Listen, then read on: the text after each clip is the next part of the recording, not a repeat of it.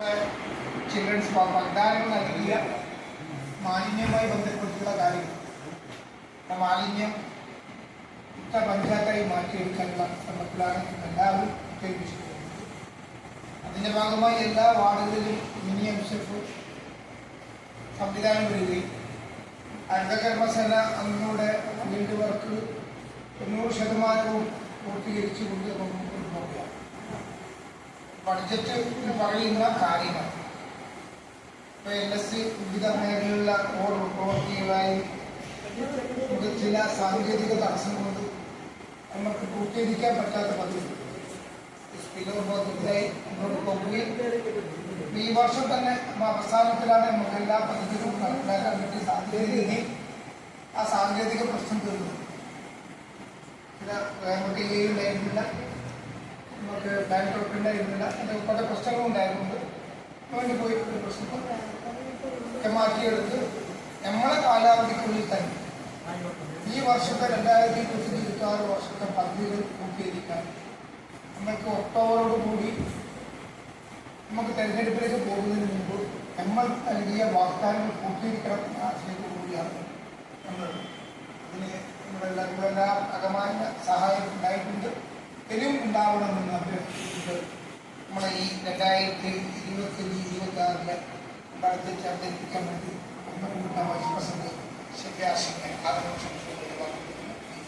കായിക വിനോദം, മാലിന്യ നിർമ്മാർജ്ജനം, കുടിവെള്ളം എന്നീ മേഖലയ്ക്ക് മുൻഗണന നൽകിക്കൊണ്ട് 41,63,42,363 രൂപ പ്രതീക്ഷിത വരവും 38,05,87,740 രൂപ പ്രതീക്ഷിത ചെലവും 3,57,54,623 നീക്കിയിരിക്കും പ്രതീക്ഷിക്കുന്ന ഈ ഭരണസമിതിയുടെ അവസാനത്തെ ബജറ്റ് ബഹുമാനപ്പെട്ട അംഗങ്ങളുടെ അനുമതിയോടും അനുഗ്രഹത്തോടും കൂടി ഇവിടെ അവതരിപ്പിക്കുകയാണ്. ഈ ഭരണസമിതി അധികാരത്തിൽ വന്ന ശേഷം അവതരിപ്പിച്ച ബജറ്റുകളിലെ വികസനക്ഷേമ പദ്ധതികൾ ജനപങ്കാളിത്തത്തോടും സത്യസന്ധമായും സമയബന്ധിതമായും സുതാര്യമായും നടപ്പിലാക്കുവാൻ സാധിച്ച ആത്മവിശ്വാസത്തോടും ചാരിതാർത്ഥ്യത്തോടും കൂടിയാണ് ഈ ബജറ്റ് നിങ്ങൾക്ക് മുൻപിൽ സമർപ്പിക്കുന്നത്. ചെങ്കള ഗ്രാമപഞ്ചായത്തിനെ ഒരു വികസനോന്മുഖ മാതൃകാ പഞ്ചായത്താക്കി മാറ്റിയെടുക്കുന്നതിന് അകമൊഴിഞ്ഞ് സഹായിച്ച president Khader Khadariya sir, standing committee ചെയർമാൻമാർ, ഭരണസമിതി അംഗങ്ങൾ, ആസൂത്രണ സമിതി അംഗങ്ങൾ, സാമൂഹ്യ സാംസ്കാരിക വിദ്യാഭ്യാസ പ്രവർത്തകർ, ഉദ്യോഗസ്ഥർ, സന്നദ്ധ സംഘടനാ പ്രവർത്തകർ മുഴുവൻ ആളുകളെയും ഈ അവസരത്തിൽ സ്മരിക്കുന്നു. എല്ലാവർക്കും പ്രത്യേകം അകമൊഴിഞ്ഞ നന്ദി പ്രകാശിപ്പിക്കുന്നു.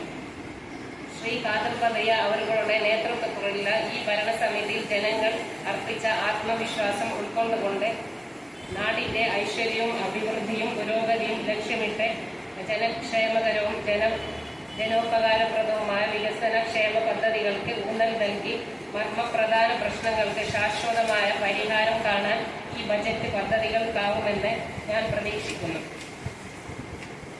ഉത്പാദന മേഖല, കൃഷി ഓഫീസിലെ അടിസ്ഥാന സൗകര്യങ്ങൾ മെച്ചപ്പെടുത്തി വളരെ മികച്ച ഒരു കൃഷി ഓഫീസ് ഉണ്ടാക്കാൻ 2024-25 വാർഷിക പദ്ധതിയിലൂടെ നമുക്ക് സാധിച്ചിട്ടുണ്ട്. കാർഷിക രംഗത്തോട് വിവിധ കാരണങ്ങളാൽ പുറംതിരിഞ്ഞു നിൽക്കുന്ന കർഷകരെയും കർഷക തൊഴിലാളികളെയും ഈ മേഖലയുമായി ബന്ധിപ്പിച്ച് നിർത്തുന്നതിനും കാർഷിക മേഖലയിൽ പരമാവധി വളർച്ച കൈവരിക്കുന്നതിനുമായി വിവിധ പദ്ധതികൾ ആവിഷ്കരിക്കേണ്ടത് അനിവാര്യമാണ്. കാർഷിക വിളകൾ കൊണ്ട് സമ്പുഷ്ടമായ ചെങ്കള ഗ്രാമപഞ്ചായത്തിന്റെ പുരോഗതിക്കായി കാർഷിക മേഖലയിൽ ഈ വർഷം 75 രൂപ ചെലവഴിക്കും. മൃഗസംരക്ഷണം, ക്ഷീരവികസനം. ചെങ്കള ഗ്രാമപഞ്ചായത്ത് പശു വളർത്തൽ സ്വയം പര്യാപ്തത കൈവരിക്കുന്നതിന്റെ പാതയിലാണ്. പശു വളർത്തൽ പ്രോത്സാഹിപ്പിക്കുന്നതിന് കാലിത്തീറ്റ വിതരണം, ധാതുലവണവും വിരമരുന്ന് ഉൾപ്പെടെയുള്ള പദ്ധതികൾക്കായി 50 ലക്ഷം രൂപ ബജറ്റിൽ വകകൊള്ളിച്ചിട്ടുണ്ട്. ആരോഗ്യം. അടിക്കടി ഉണ്ടാകുന്ന പകർച്ചവ്യാധികൾ, വർദ്ധിച്ചു വരുന്ന ജീവിതശൈലി രോഗങ്ങൾ, മാനസികാരോഗ്യ പ്രശ്നങ്ങൾ, കുടിവെള്ളം, ശുചിത്വം പ്രശ്നങ്ങൾ, അന്യസംസ്ഥാന തൊഴിലാളികളുടെ അധിനിവേശം, മദ്യപാനം എന്നിവയെല്ലാം പൊതുജനാരോഗ്യത്തെ പ്രതികൂലമായി ബാധിക്കുന്ന സാഹചര്യത്തിൽ ആരോഗ്യ മേഖലയ്ക്ക് ഈ ബജറ്റ് കൂടുതൽ പ്രാധാന്യം നൽകുന്നു. നായ്മാർ മൂല മോഡൽ ഹോമിയോ ഡിസ്പെൻസറിക്ക് NABH അക്രിഡേഷൻ ലഭ്യമാക്കുന്നതിന് സാധിച്ചു. യുനാനി സബ് സെന്ററിൽ ആരംഭിക്കുന്നതിനും PHCക്ക് ആവശ്യമായ മരുന്നുകൾക്ക് ആവശ്യമായ മുഴുവൻ തുകയും നൽകുന്നതിനും സാധിച്ചു എന്നത് അഭിമാനാർഹമായ നേട്ടമാണ്.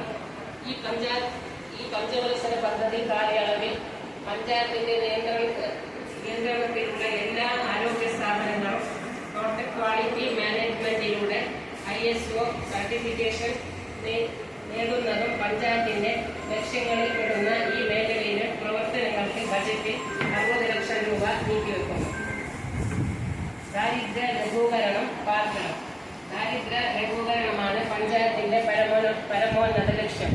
വിവിധ ഭവന പദ്ധതികളിൽ ഉൾപ്പെട്ട ഭവനരഹിതരായ യോഗ്യതയുള്ള എല്ലാ ഗുണഭോക്താക്കൾക്കും പഞ്ചായത്ത് വിഹിതം നൽകുന്നതിനായി ബജറ്റിൽ തുക വകയിരുത്തിയിട്ടുള്ളതാണ്. ജനറൽ പട്ടികജാതി പട്ടികവർഗം വിഭാഗത്തിൽ ഉൾപ്പെട്ട 200ഓളം വീടുകൾക്കാണ് ഈ സാമ്പത്തിക വർഷം ഭവന നിർമ്മാണത്തിന് സഹായം നൽകിയിട്ടുള്ളത്.